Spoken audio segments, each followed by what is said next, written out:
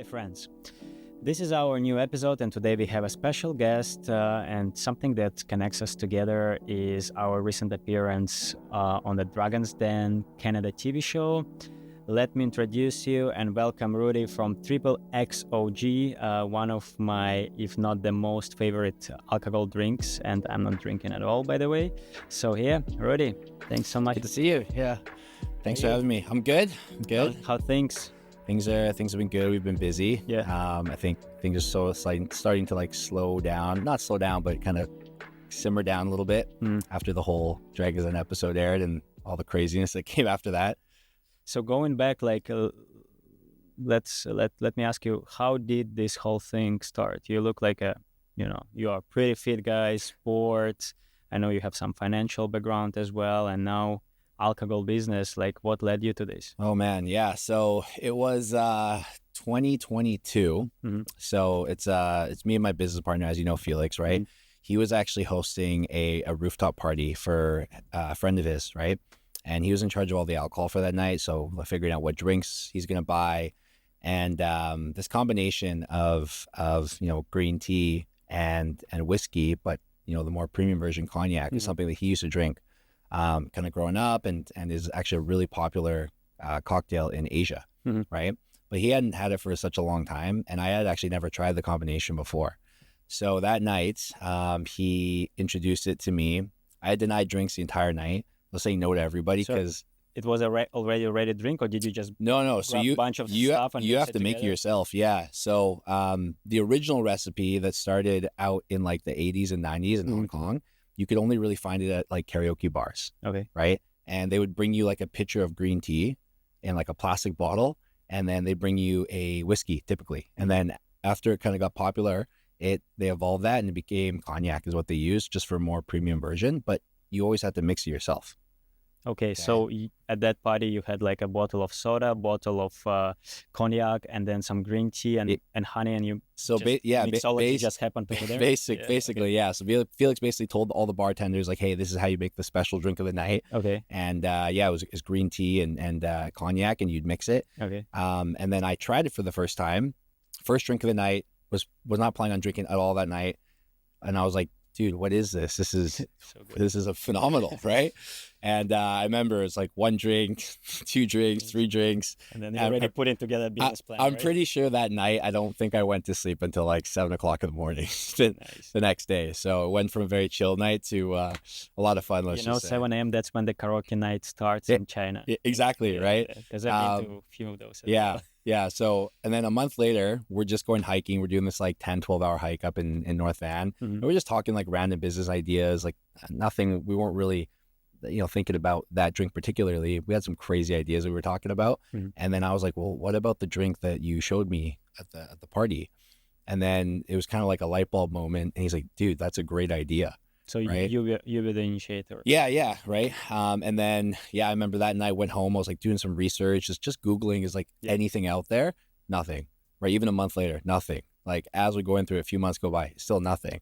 So we're okay, we got a pretty good idea, I think here. Let's now try to figure out, how do you actually start a business? How do you start an alcohol company? Because both of us don't have any experience in beverage prior to this. So it was really learning from ground zero, and everything that we've done up to this point, we've just learned ourselves through trial and error, or just had some people that might have guided us in the right direction. So that's kind of how it all started. So then goes all the paperwork, co-packing facility, recipe, and then the final packaging. That was the order I probably can't remember because there's just so much, but there's research and trying to figure out how do you even start, how do you come up with a recipe. We have to learn about all branding, what's involved branding, trying to come up with a name, trademarking, and then there's a manufacturing side, ordering ingredients, where do we get our cans from, labels, all of it, right? So it took us a while. It took us basically 2 years from when we came up with the idea on that hike up until we had the product in the can ready to go. Yeah, okay. So about 2 years. So it was first distribution channels. What was it just some shows just with a table, or did you get already like the contracts for retail right away somewhere? Yeah, we got lucky. So our one of our good friends, Vince, he's actually manages one of the liquor stores in Vancouver. Okay. The Yaletown liquor store actually, and he was kind of with us the entire One process. on the mainland? Like, Oh yeah, that one right there. It's actually a really great I live spot. across the road there, yeah. Oh, perfect. Yeah, it's got such high foot traffic, and Okay. they're always open. So it was actually a really good location for us.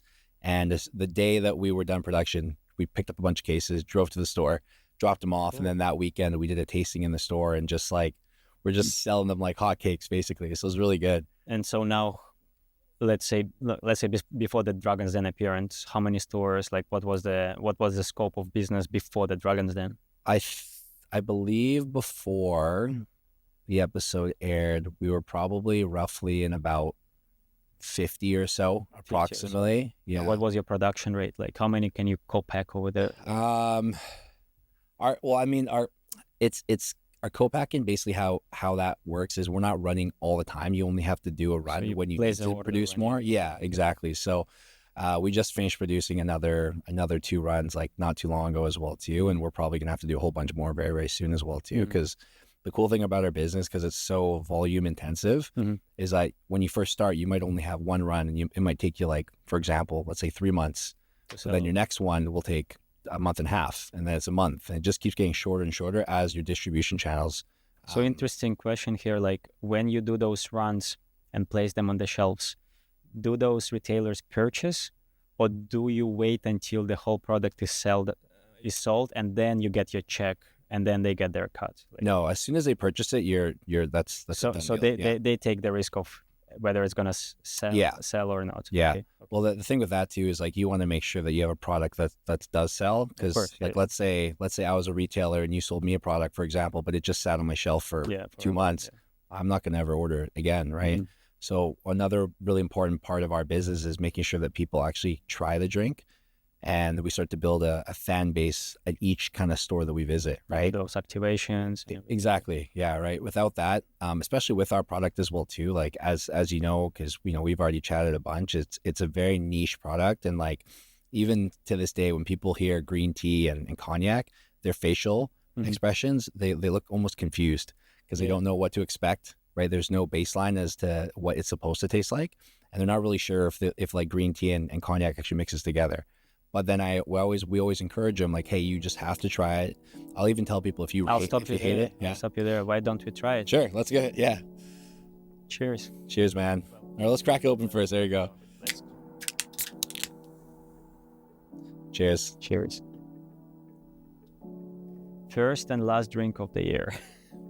I can't say the same. So, it wasn't like a couple times that we, played around with it. We went through 35 different variations. And I can see that's the best variation. I think the carbonation also added this, like, I remember I was in Mexico when I was like 19.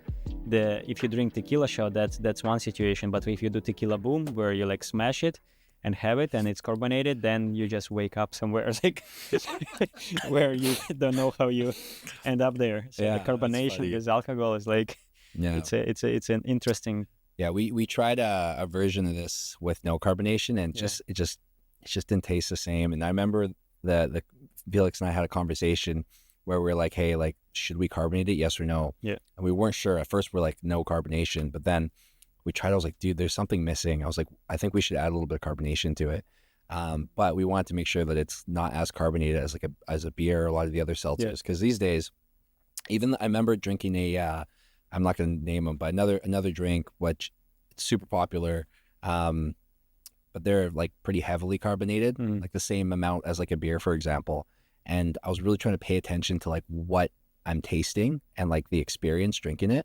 And the first thing I realized is that you get so much carbonation right at the beginning. You get stuck here, your eyes get all watery. Sometimes it, like, people choke on it and it comes out their nose. And then once you get past that, there's a little bit of flavor, but then it's gone. And then you just have that alcohol taste at the end, which I think a lot of people don't enjoy, right? So this aftertaste is nice. I feel like, I have some perfume in my mouth. Yeah. You get a little bit of the heat from the cognac, right? But you don't get that burn that a lot of people expect.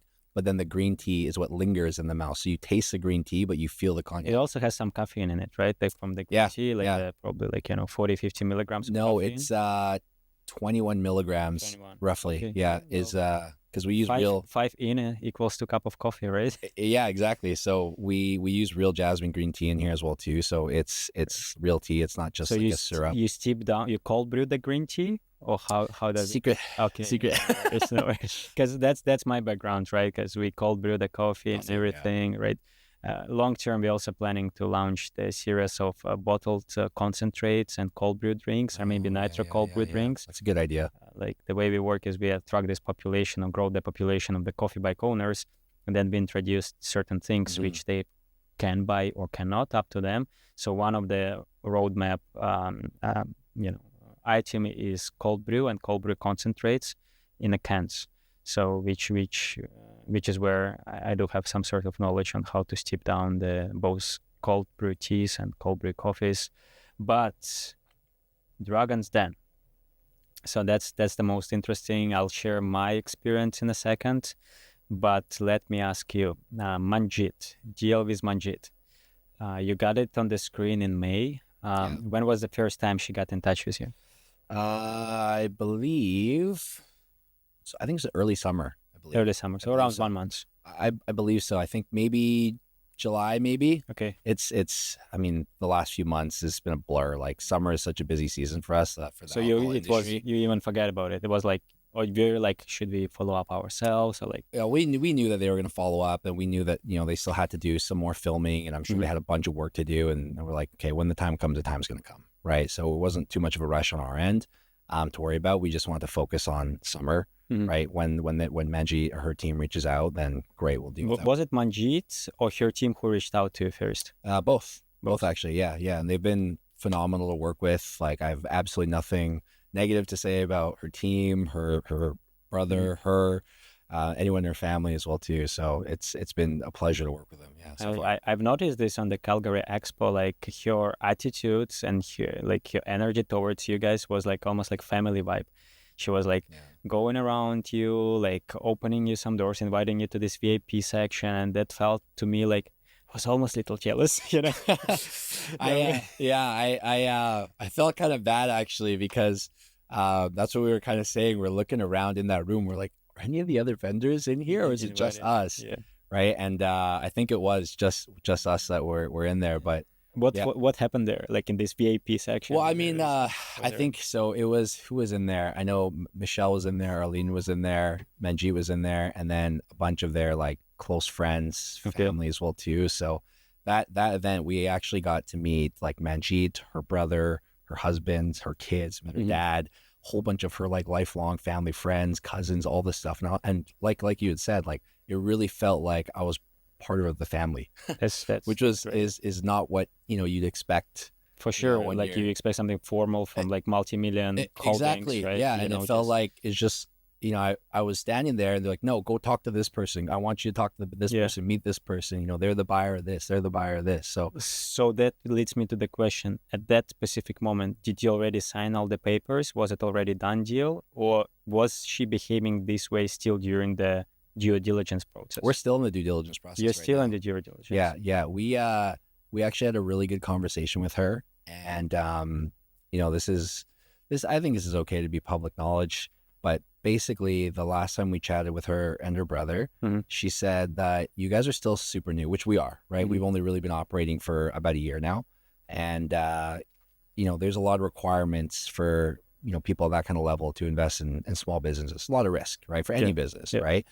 And the deal that we made on TV was $100K for 20% equity, right? And which by that time, what was your sales? About 75,000 approximately, give or take. And then with the conversation that we had with her in October, middle of October, last time that we met, she basically told us like, hey, you guys are still pretty new. We don't want to put those kind of requirements on you guys at this stage. We want to help kind of like build you guys up as much as possible for the next like 6 to 8 months, open some doors, meet some introductions. What it really felt like is like, hey, we want to give you some kind of like mentorship or be an advisor basically for the next 6 months, 6 to 8 months, and like incubate us to build us up to the point where we're ready to fully invest into us. So this is completely complementary. Exactly. Yeah. So there's no like advisor options or anything involved. Nothing. Yeah. So we Felix and I, my business partner, we walked into it thinking like, okay, what are they going to ask for? What if they want more percentage? Do we ask for more money? Like all the scenarios. We didn't even think that this was going to be something that she offered. I think she truly loved you guys and the product as well. That's what I mean. I have absolutely no negative. I can't think of a single bad thing. Because on the screen, she seems like the toughest one, right? Yeah, that's what they always say, right? But she's been an absolute sweetheart, and she's like she's a beast in terms of like what she does, right? Like she's been in her business for I think over 25 years. Owns one of the largest breweries in the entire world, which I didn't know of when I first, before like researching into them and learning a little bit about them. And I'm so fortunate that we have the opportunity to not only be on the show but like make a deal, and we're in the position that we are, and that we get to work so closely with her and her brother. For me, I remember she told me, like I shared my sales, which were pretty good sales, and like I'm building this manufacturing, etc. So almost can treat this enterprise as like a car manufacturing, but in the niche of mobile coffee shops. Yeah. And I'm telling her we have 5,000 inquiries to everyone, which you can make a massive, even if I can take the 10% of the population. It's a lot. And she's like, well, it seems like a little nice business for yourself. I'm going to be out, and she added something. I justified it myself that it's just the industry is completely different. Sure. I had this punchline back, which it flew away. I'm like, I wish I had a beer bike for you, something like this, which I can make happen, right? I can. Summer, we got a lot of months to make that happen. Yeah, so, beer bike is easy to make. We just change espresso machine for like taps, and then put a couple of refrigeration units inside, and here you go. Yeah, that'd be fun. Yeah, I think if we could figure that out and get all the right permits and licensing, so that you cannot. That's a problem, right? I've been thinking about beer bikes forever, like in a way that you put them on Jericho, on Kids Beach, on English Bay. You just come there for 2 hours. Do so well. You can sell $10 a pint. It would do so well. You would for sure make thousands of dollars a day. Yeah, and I'm at this point I'm just thinking like to go get like Go style, like to no label bike. Just do it. Just put a big flag, cold beer. Yeah. Just arrive there with like a balaclava. Just accept the punishment and ask for forgiveness. By the time they react, you're gone. You sell out like couple kegs and you're gone. Like like remember this taxi movie where his license plate was flipping when the cops was chasing. Taxi. Is it called Taxi? Oh, is it Taxi? Yeah, Taxi. The French movie. When the cops start to chase them, he just flips the license plate. So something like that, because you can do crazy numbers with this. Yeah.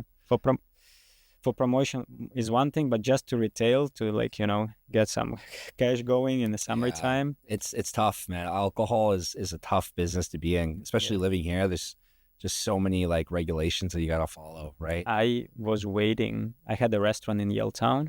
I sold it 1.5 years ago. Yeah.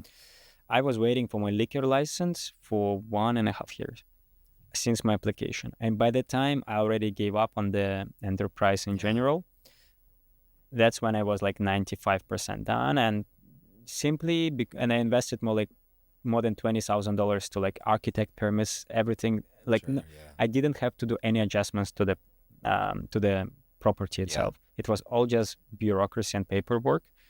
And 1.5 years of alcohol sales in Yaletown. My restaurant was just next to this liquor store Yaletown, just around the corner next to the subway there. Yes. 1.5 years of liquor sales there would make a dramatic change, and that's how entrepreneurs are like. Yeah, like considering the liquor strike too, or the BC government strike really affected a lot of restaurants, liquor stores as well.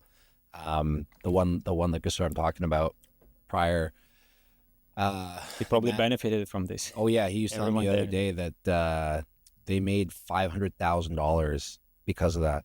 $500K more than what they usually make per year because of this. So they benefited quite a lot. Good for him. like all you have to do is adapt to any kind of those situations, take advantage. Like if someone blamed him to take advantage of the situation, screw them. That's my opinion. Like, right, you have to do what you have. Did you walk into any liquor stores? You probably not. I don't know. I never go to liquor store. So I during the strike, it was probably halfway or week 5 out of the 8 weeks that they were on strike. I walked in, I looked at the liquor store, I was like, oh my God, it's empty. Like, nothing there. The only thing they really had were a couple beers, like almost no RTDs besides us, of course. Yeah. Some wines, and like that was pretty much it. But like everyone's walking in looking for, you know, what they usually go for, and just nope, don't have it. I would just rent a big food truck, spray paint it in black like a drug dealer truck, put a big shelf of all the liquors there, and put it in front of each BC. Triple price in front of each BC liquor store. Yeah. And just do my thing. You know? Yeah, it was crazy. Like I think of it as like a new store that opens up and they just sell out and the shelves are empty. That's just what it was like. Just it looked like in the movies where, you know, a city's been like nuked. Apocalypse. Yeah. You walk in, you're like, where did everything go? That's what it felt like. It looked like. So that's crazy how good is demand for alcohol as well, right? Like part of the strike and everything. Like people drink here. Yeah,